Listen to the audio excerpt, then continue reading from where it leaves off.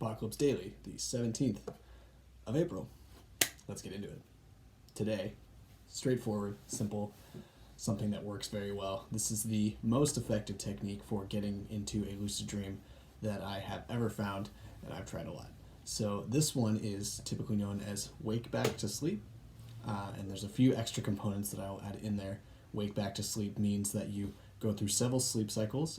Usually they're about 90 minutes or so it'll be after maybe 4.5 hours of sleep, 6 hours of sleep, depending on when you go to sleep and how light it is outside and how easily you can get back to sleep.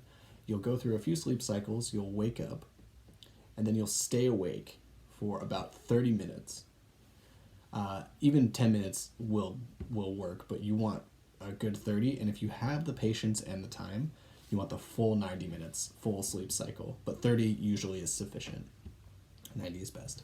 And what you do in that time is you do something cognitively stimulating, but physically either relaxing or minimally exerting. So if you have very little trouble falling back asleep, then you can even go for a very short walk, move slow, don't get your heart rate up, or you can read, you can meditate, you can play some music. Don't go on any technology, keep it all old school, all 1800s. And this will turn on the prefrontal cortex much more so. It'll activate your critical factor, it'll activate your faculties in a way that will allow you to notice anomalies in your dreams and will keep your wits about you a bit more so that you don't fall into trance logic in the dream and start rationalizing strange things. And then once you have that flexed in its own way, you can go back to sleep and dreams will be much, much easier. Lucid dreaming will be far easier.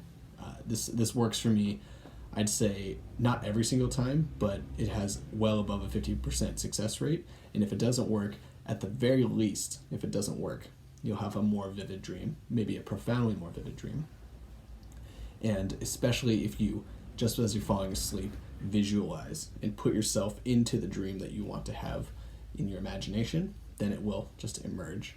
And if you can really swing it, then what happens is you'll have what's called a wake-induced lucid dream, which means you can actually just smoothly glide right into a dream with more or less no gap between your waking state, and your dreaming state, except for a bit of a filter, if you will, a fuzzy, strange sensory filter that you'll pass through like a strange portal dimension, and then you'll emerge into the dream of your choice for the most part. Then it takes a mind of its own, which is how dreams are. So do that, wake back to sleep, look it up, it's a famous technique. It's been coined, I believe it was coined by Stephen LaBerge, from this book right here.